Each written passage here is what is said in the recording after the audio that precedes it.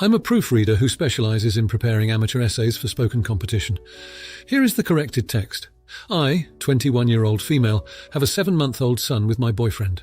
My family lives abroad and are coming over to stay and help at Christmas time. For now, my mother-in-law Emile and father-in-law Fael, both in their 60s, named Deborah and Bob, are helping me with household stuff and the baby. So far, we haven't had any real issues and they've been a massive help. About 3 weeks ago, I fell down the stairs. I wasn't holding the baby and the baby was safe. However, instead of helping me, Deborah and Bob both jumped to comfort the baby who was crying and left me at the bottom of the stairs. My legs were fine, but I was wobbly because of shock and asked one of them to help me up. After nearly 10 whole minutes of being ignored, I managed to stand up on my own and hobble through to the living room. I sat down and Deborah said, "What's happened to you? Are you okay?" I'll admit I saw red. I just said I fell down the stairs. Didn't you hear me calling you for help? Deborah's eyes widened and she said she was too busy fussing over the baby. After an hour, my arm was swelling up and I was taken to the hospital. Luckily, it was nothing serious and recovery time would be quick. After my boyfriend got home and his parents left, I told him I no longer want their help after today's events. I can manage on my own, even though it'll be hard. He was taken aback and said they've done a lot for us. I said I appreciated it all, but they ignored me crying and calling them for 10 minutes after I fell down the stairs. They don't care about me. Only the baby and I was embarrassed I didn't see it sooner.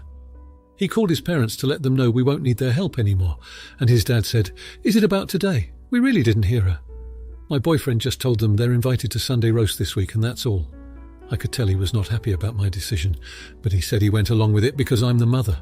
Fast forward to Sunday, and my brother-in-law BL and sister-in-law SEL are guests as well.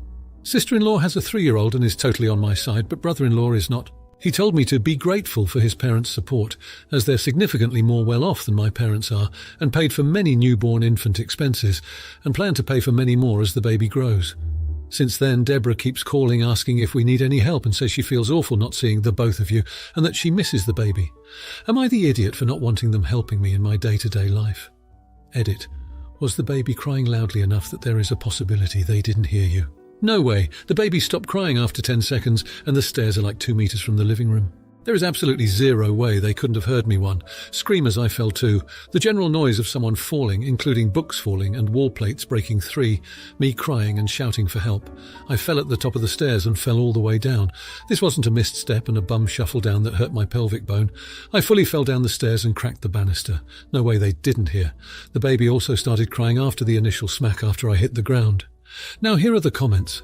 Comment 1. Not the idiot. You're the only one who knows the layout of your home, the time frame of the crying and the noise, and how everyone reacted. I can't imagine that upon hearing thumps and screams, they would rush to a baby who is fine. And for the next 10 minutes, they didn't bother to call out for you or to investigate where the noise came from. While they may not have intentionally ignored you, they displayed a lack of care for you. And weirdly for themselves. If I hear a big noise, I'm looking around, and I'm certainly yelling out for anyone else who would be home, both to make sure they are okay, but also to make sure we aren't being robbed or something is wrong. My dad drops a pot on the floor once a day, and we still all yell, "You okay?" even though we know exactly what the man did. And you know what? It doesn't matter if they want to help, or if they have given you a ton of money and stuff. You aren't going no contact with them, and you aren't keeping them from the baby. You just don't want them around every day.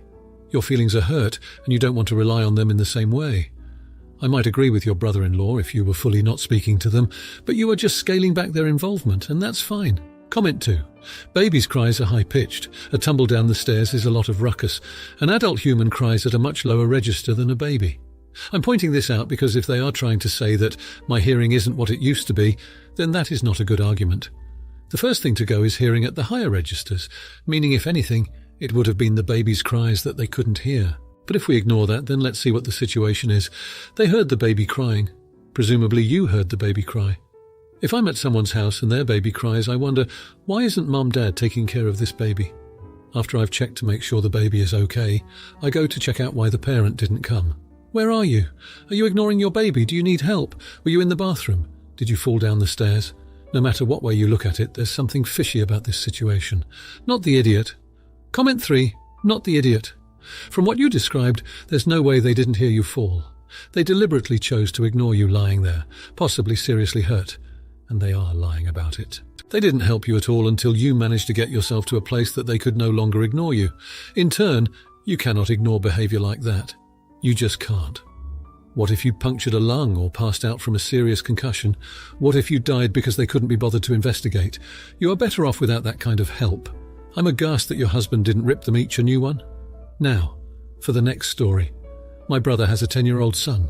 He's no longer with his son's mum, and for the last 4 years he has been married to his wife, Kat. My brother and Kat started dating not long after my nephew started school. At first, my nephew seemed to really get along well with Kat and was happy about her presence. But after a few months during their engagement, I noticed he was more withdrawn and less enthusiastic about Kat and his dad and the wedding.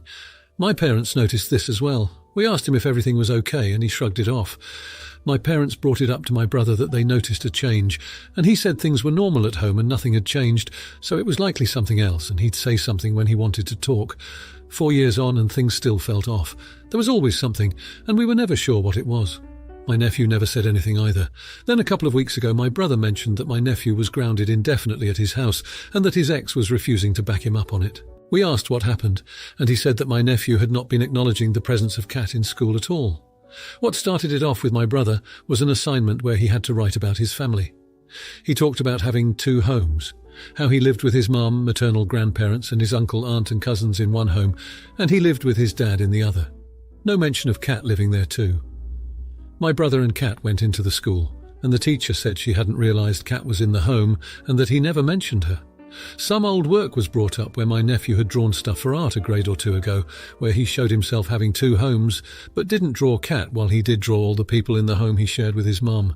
My brother confronted my nephew and told him he should have included Kat in all family-related writings and drawings, and that it was mean of him to talk like she doesn't exist. He asked why he had done it, and according to my brother, my nephew said he didn't want to write about her or draw her, and that was all he said. So he decided he would be punished for the foreseeable future. No TV, video games, no spending time with his friends, parties, etc. My parents and I were shocked by how tough my brother was being.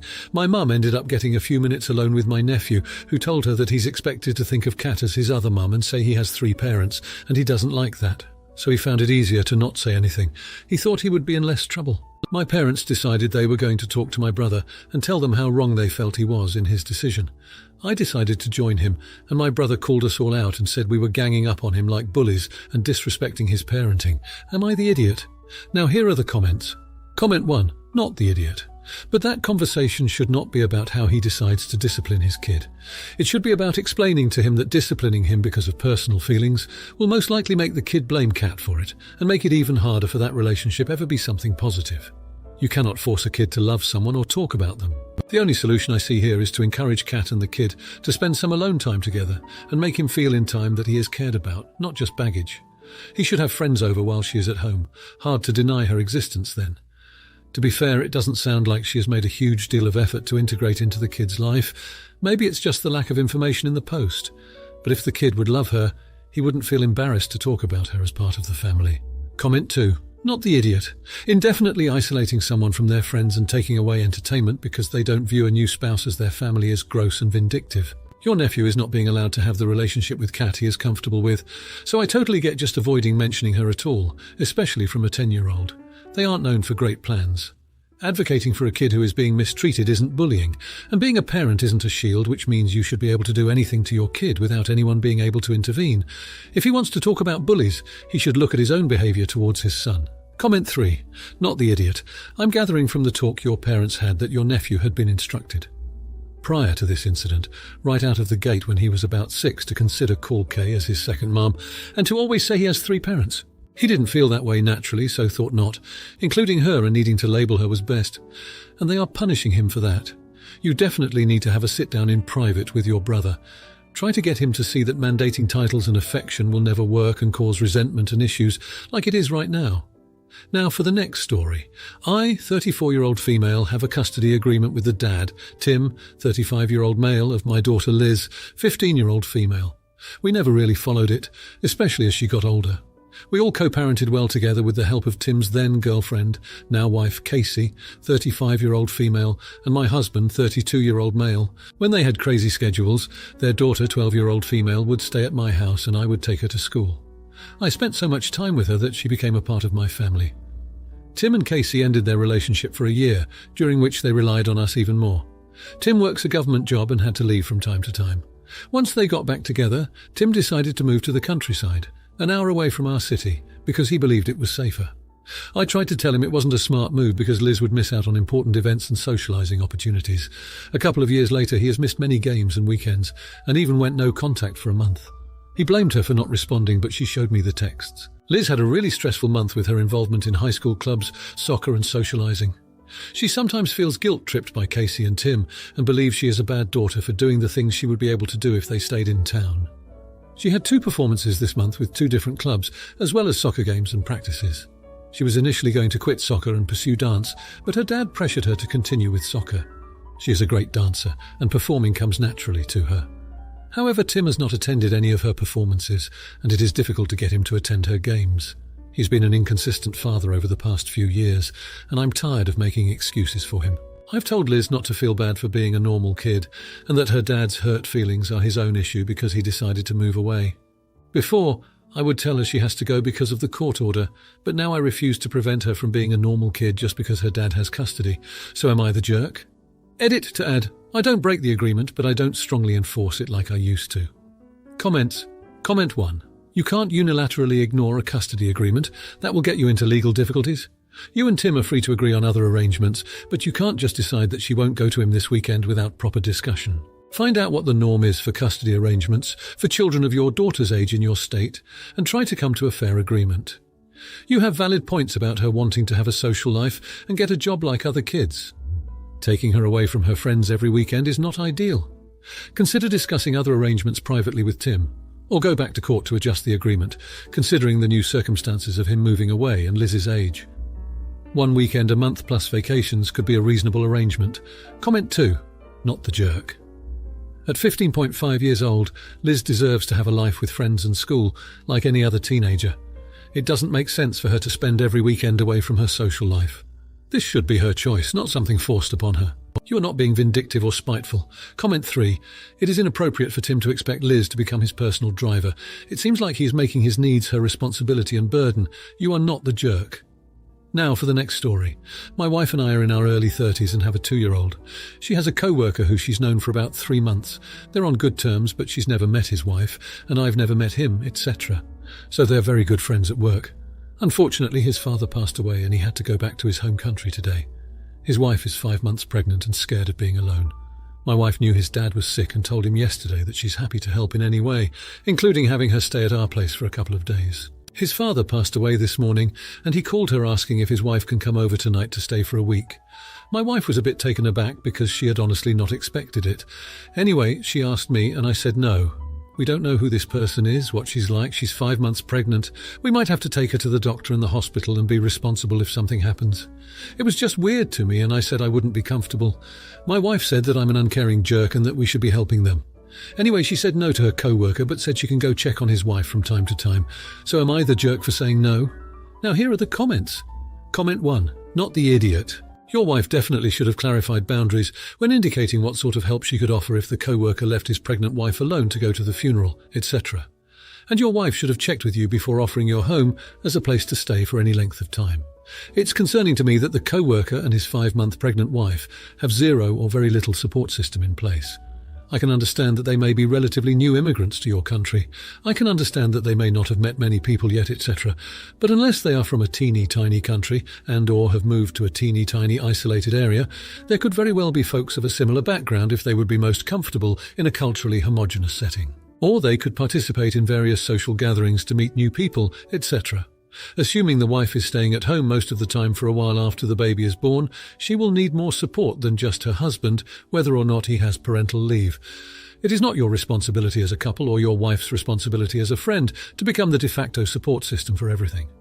I would frame a discussion with your wife around that issue, indicating that you totally understand her desire to help this couple, but clearly they need more help than either or both of you can provide. Comment 2. Not the idiot. My husband and I are also both in our early 30s with an 18-month-old, and I asked him his opinion on what we'd do. Personally, we'd probably take her in. However, you're 100% not the idiot for not being comfortable in taking her in. You're in the right to not let in someone you don't know. It's your house, and you deserve to be comfortable in your house, and that includes not letting someone else intrude on that. Comment 3. No idiots here. The co-worker asked for help and you refused.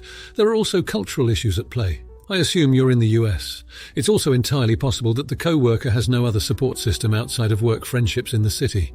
There's no harm in helping someone you have no deep relationships with, but you're not obligated to help them out. If you liked this video, you'll probably like these too. Also, while you're here, please consider subscribing. It's your support that keeps this channel alive and allows me to make better and longer videos. Have a great day.